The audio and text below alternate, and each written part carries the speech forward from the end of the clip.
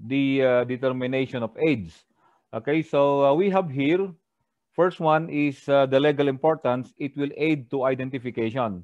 So anong ibig sabihin niyan na it will aid to identification? Okay, so balikan natin uh, in criminal investigation, importante na ma-establish mo yung identity ng isang tao. Kung talagang siya yung criminal or talagang siya yung victim na nawawala or kung siya yung witness na nawawala na kailangan mong mahanap upang magbigay ng testimony doon sa police or sa court later on. Okay? So again, pag na-establish natin ang identity ng person ay of course we can determine whether siya nga ba talaga yung may-ari ng ganitong bagay or siya yung may liability or siya yung may right sa isang bagay, no? So the determination of age, it will also help you to identify a person. Okay? So kasi pag nag-identify tayo ng tao, hindi lamang yung pangalan ang ating ma-identify kasi ang pangalan pwedeng palitan, pwedeng gumamit ng alias. So there are so many people that are using different names, different aliases, no? Okay? So ganun din, hindi lamang yung pangalan kasi ma-identify yung tao, yung itsura niya. Okay, yung physical characteristics niya, whether this person is a male or female or what race this person is, the profession, the social stature, and like that, no? So ngayon, sa identification ay dapat makompleto by determining the exact age of the person or by the approximate age of the person. So kapag nalaman mo yung edad ng isang tao, at least matutulungan ka, makukumpleto mo yung identification mo. Okay? Makukumpleto yung description ng isang tao, okay, pag na-identify mo kung ilang taon yung tao. No? Kaya kapag yung police, pag kumukuha ng testimony sa mga witnesses, tatanungin niya, kilala mo ba? Okay? Opo sir, anong pangalan? Okay? Yan. So pag alam yung pangalan, okay, lalaki, babae, lalaki sir. So anong height nito? Sir, mga 5'5 or 5'7. Okay? Anong edad nito? Okay, pag alam yung tamang edad, sasabihin ng tamang edad. Kung hindi, approximate lang. Now, the problem is, paano kung hindi kilala? Hindi kilala yung tao. So sabi niya, anong pangalan? Sir, di ko kilala. Anong itsura niya? Sir, ganito. Okay? Gaano katangkad? Sir, ganito. Okay? Mataba siya or payat? Okay? Medium size. Okay? Anong itsura ng buhok? Okay? So, mga ilang taon kaya ito? Ayan. So, pang-kompleto yung class. That's why, class, kapag kayo ay gagawa ng inyong affidavit, okay, mga statement ninyo, yung unang paragraph noon ay yung description ninyo ay Mr. So-and-so, okay, of legal age or 24 years old or 25 years old, okay, a resident of, like that, okay? So yun ang kasama nun. And of course, to determine the criminal liability under your Juvenile Delinquency Act, no? That kapag yung criminal or yung perpetrator ay less than 18 years old, wala pa siyang criminal liability. So kailangan malaman yung edad ng tao nung siya ay nag-commit ng crime, whether meron siyang criminal liability. What else? Between infanticide and murder and parricide. Okay? So generally, all killing is called homicide. The intentional killing or the illegal killing of a person is homicide. Now, if that is attended by any of the qualifying circumstances of murder in Article 248 of your revised penal code, then it will become murder. Now, if the killing, okay, the victim is, we call it a relative of the suspect, okay, a direct ascendant or descendant or the spouse, then it will become parricide. Now, if the child killed was less than 72 years, less than 72 hours old, no, then that will become infanticide. So importante na nalalaman yung edad, no. At the same time, in cases of rape, in cases of seduction and abduction, kailangan ma-determine mo yung exact age ng babae. Whether ito ba ay babagsak na rape or ito ay seduction lang or abduction lang or ito ba ay magiging statutory rape. Okay, so marami class ang kumbaga gamit bakit kailangan ma-identify yung edad ng tao. Now, it is easy to say that you are 25 years old or 20 years old or 18 or 17. Okay? So madaling sabihin yon. So ano ang magpo-prove at magdi-disprove sa edad ng tao? Well, the birth certificate. But again, yung birth certificate, lalo yung mga naunang mga tao sa Pilipinas, ay pwedeng napipeke yung birth certificate. So papasok ngayon ang medical legal doon sa scientific means of identification para ma-determine yung exact age or yung tinatawag natin na ma-determine yung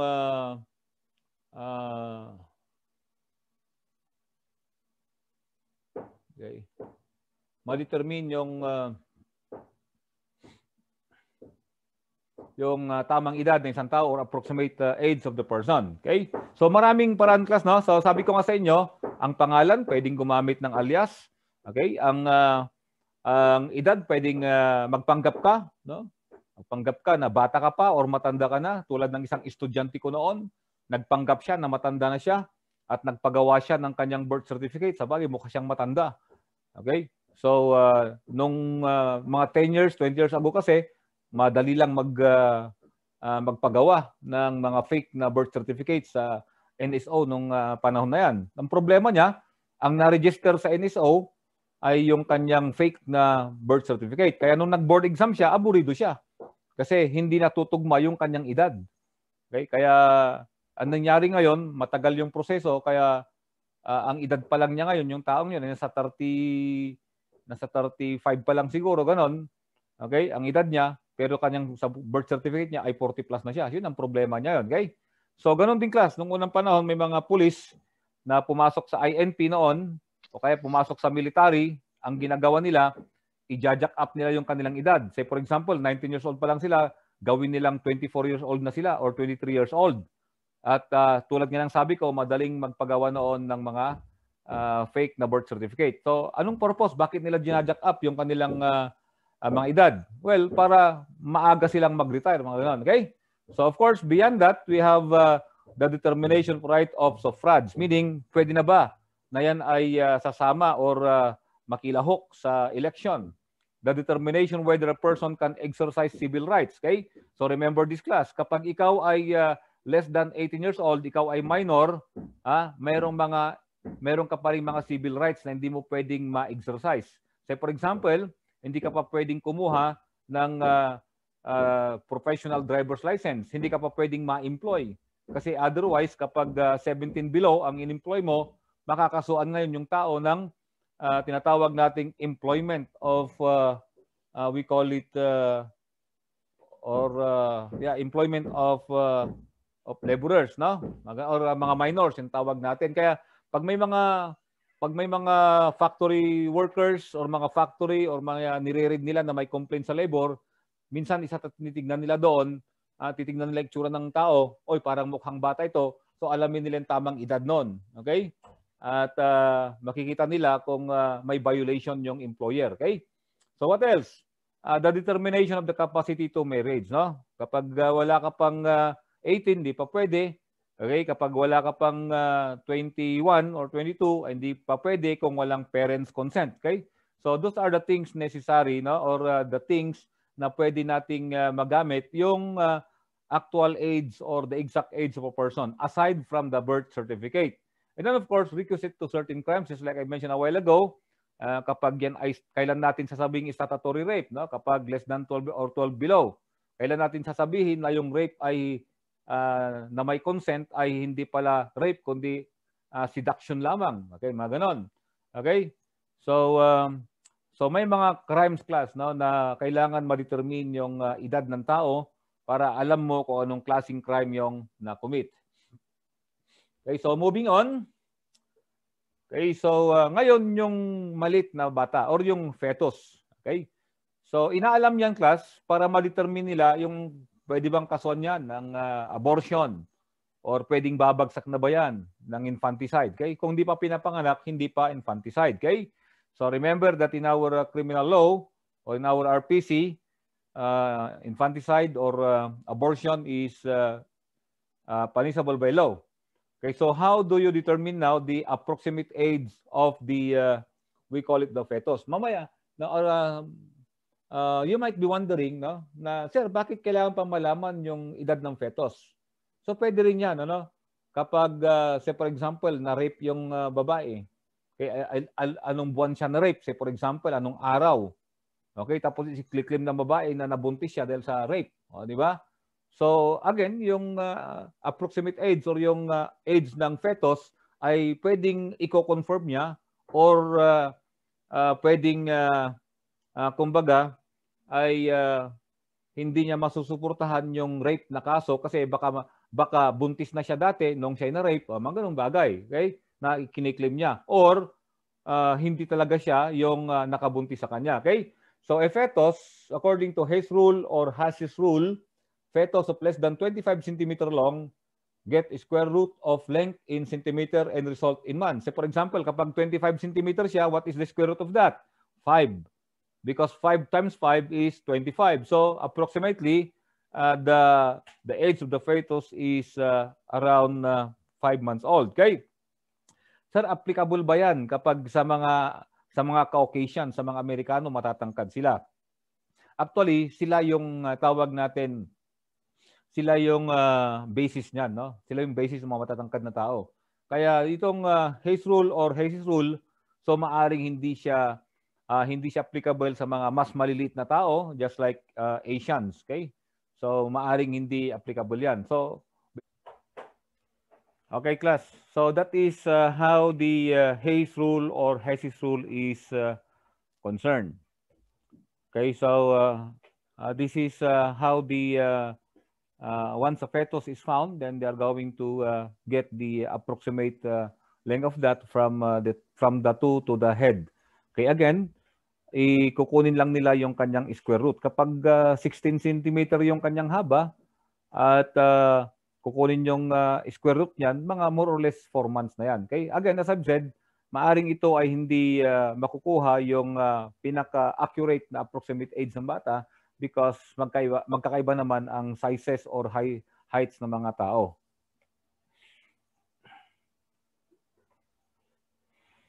Okay, so this is now the approximate, no? Pag ganyan ang itsura ng fetus, okay, so makita natin around 3.5. Kapag medyo nabuo na yan at malaki yung kanyang ulo at ganun yung kanyang spinal cord, so more or less, pwedeng ma-approximate na yung mga 8.5 weeks. Okay, kapag medyo pumasok na yung kanyang tawag natin yung kanyang spinal cord, more or less mga 10 weeks na yan. At kapag medyo lumit na yung ulo at lumaki na yung katawan niya, so approximately ay mga 12 weeks yan. Okay, so yan yung mga approximate na appearance ng isang fetus. So again, malalaman nila kung yan talaga ay illegitimate child yan or yan ay legitimate child or yan ay product ng sexual assault or otherwise. Okay, so moving on.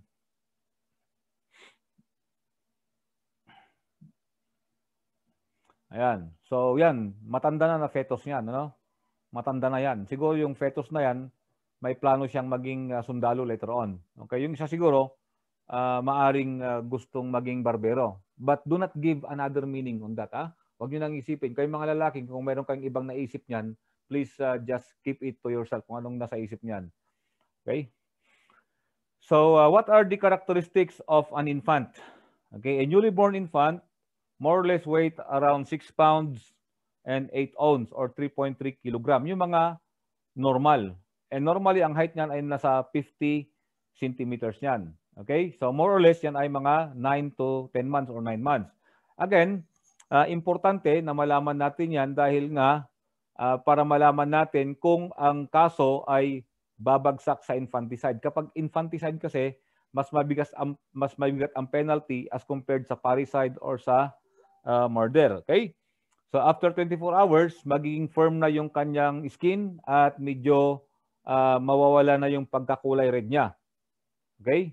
And then of course, the umbilical cord will shriveled and then soft and bluish na yung kanyang umbilical cords. Then lungs more or less are distended with air, meaning meron ng hangin. Ano? And second to third day, the skin with yellowish things, sometimes cracked and with separation of scales and umbilical cord brown and dry. Okay? So kapag buhay yan or patay, yan yung mga indicative ng medical legal officer to approximate the age of the infant Okay? At kapag yan ay patay, ay dyan din ma-determine whether ang ikakaso sa suspect ay or sa criminal later on ay infanticide or another kind of crime. Okay, so third to the fourth day, the skin becomes more yellow. The umbilical cord brownish red, flattened, and semi-transparent and twisted. Okay, so parang nakikita yung loob nun. And 4 to 6 day, umbilical cord separates from abdomen. Okay, whether you like it or not, nagsisiparate na yan. And 6 to 12 day, cicatrization of the umbilical cord ductus arterius closed, meaning medyo yan ay parang gumagaling na siya or nagsasara na yan. So moving on, class, yan. Okay, yan yung mga itsura ng mga bata, no? Okay, and medical legal officers ay pagtingin pa lang sa bata ay meron na silang idea kung ilang oras na yon or ilang araw na yung bata. At kapag yan ay pinatay, malalaman nila kung infanticide ang pwedeng ikaso sa kriminal. Ayan.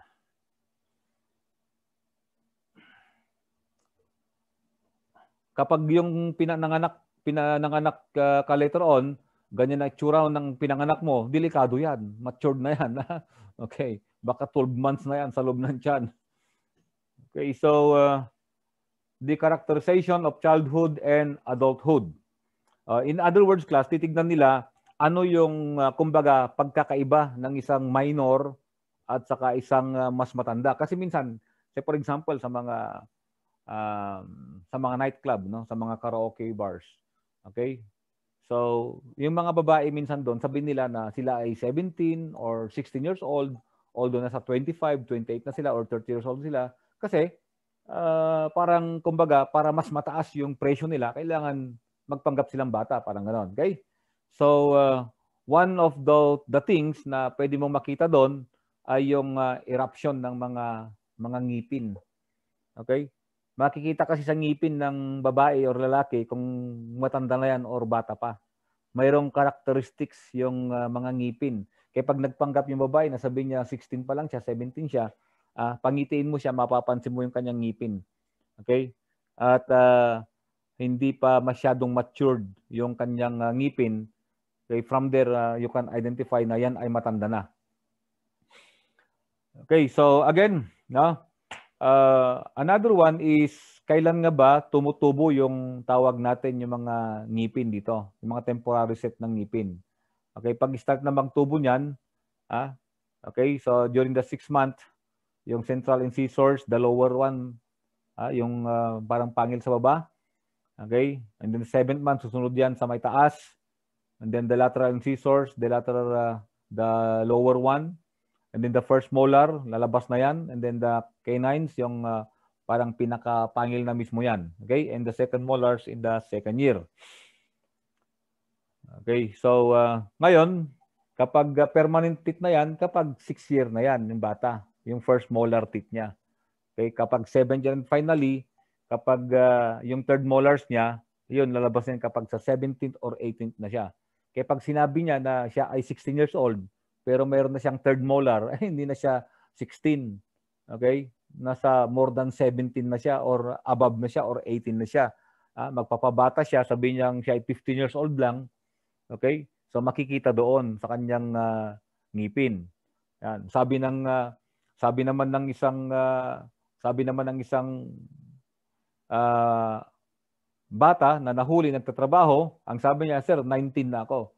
Pero tinignan yung ngipin, wala pa siyang third molar. Ibig sabihin, wala pa siyang 19. Okay? Kasi yun ang mga standard na mga pagtubo ng ngipin natin.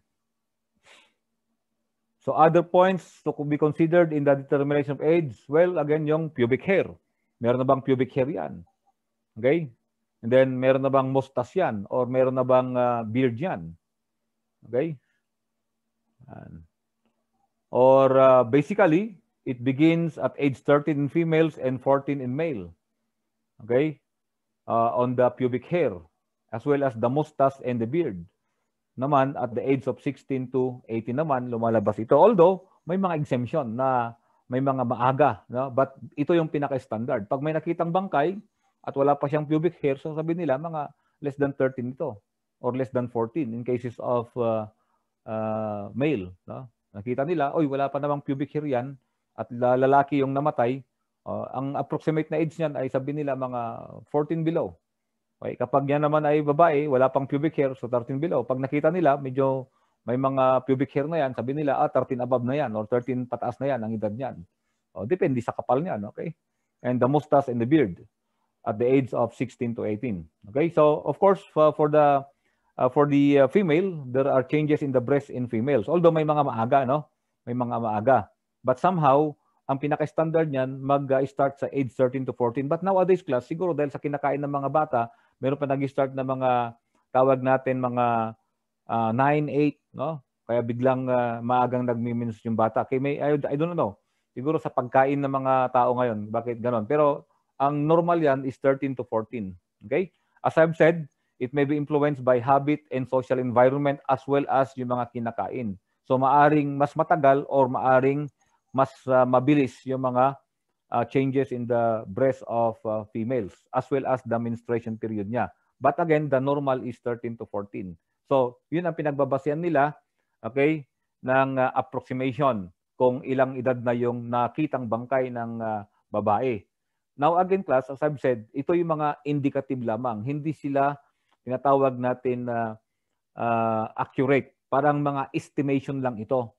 Okay, so maaring magkamali ng 1 year, 2 years, like that, no? Pero ito yung mga estimation yan. So again, it will be corroborated by other means of physical characteristics concerning the possible age of the victim or a female or a male victim.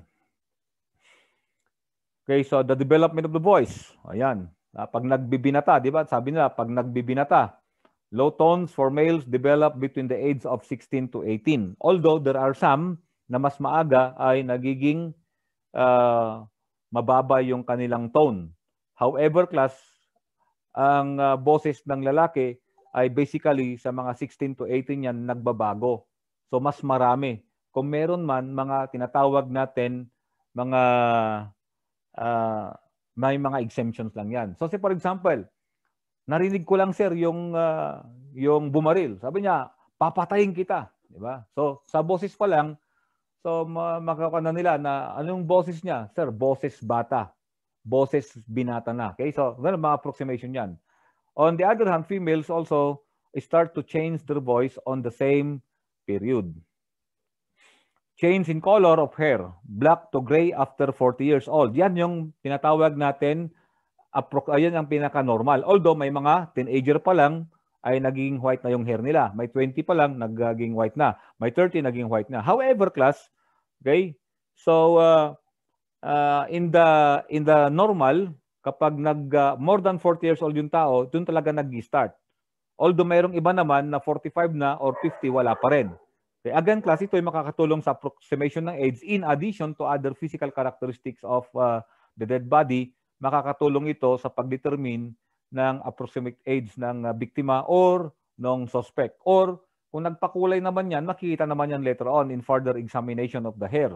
Okay, so bakit kaya at 40 age na nag-start yan? Kasi kapag 40 years old ang tao, ay hindi na nagre-replenish yung ating cells. Kaya nga sinasabi nila ay age begins at 40. Kasi after that, mag-deteriorate na yung katawan ng tao, mag-start ng makikita yung pagtanda, may mga eye bags na, no? Just like us.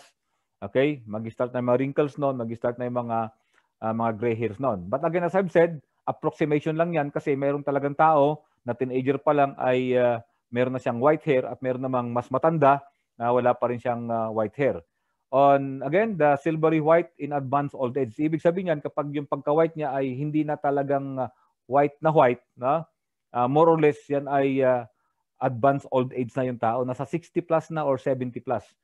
Now, the pubic hair naman, it may turn gray at the age of 30. That is the approximate. No? Walang pubic hair na or very rare yung ang pubic hair niya ay naging turn to gray less than 30. Okay? So again, pwedeng ginagamit na naman yan to approximate the age of a person. Okay, so grade or year in school or college. Yan. So in other words, kung anong grade na siya, anong grade yung bata? Mga grade 5. Oh. From that, sabi nila, Siguro mga grade 5, mga nasa 10 or 11, gano'n. Approximation. Okay, anong year na sa college? Sir, mga first year, siguro mga nasa 16 or pag nag-grade 11 yan, nasa 17 to 19 yan. Mga approximation. Again, class approximation to. And then menstruation in women usually begins at the age of 12 in warm countries. However, again, as I've said, ngayon meron ng as early as 9 or 8 or 10 ay nag-women's na yan. Although ang pinaka-normal talaga ay 12 dapat in warm countries. And I do not know, class, bakit may mga maaga ngayon na nag-women's. Sabi ko nga kanina, baka sa diet na ngayon. Kaya may mga ganong mga Filipino na maagang nag-women's. Then the degree of mental development, meaning yung kanyang pag-iisip, yung kanyang pananaw, yung kanyang panalita, makikita mo, no? Yung kanyang, kumbaga, yung kanyang disposition. So from there, magkakaroon ka ng idea, ito yung taong to, baka nasa 20 to 25 kasi ganito siya mag-isip. Although, sabi ko nga, ay may mga tao na mabilis tatanda sa isip at may mga tao na mas bata sa isip, mga immature. Okay? Again, these are only for approximation of the possible age of a person being identified. The manner of dressing, okay, the self-beautification and social life. So again, isa rin yan sa mga approximation ng age ng tao. Yung kanyang pagsusuot, di ba? Okay, titignan mo yung pagsusuot niyan, mapapansin mo mga 50s na yan or 60s na yan. Okay, kasi may mga kumbaga standard na mga dress na mga ganong edad na kahit mag-dress yan ng pang-dress ng mas bata, mapapansin mo talaga na yung manner ng kanyang pagsusuot ng kanyang damit ay nag-indicate na siya ay nasa 60 plus or 70 or 50 plus. And the self-beautification also. Okay? So somehow makakatulong din yan to approximate the possible age of the person as well as the social life of that person na binigay na description.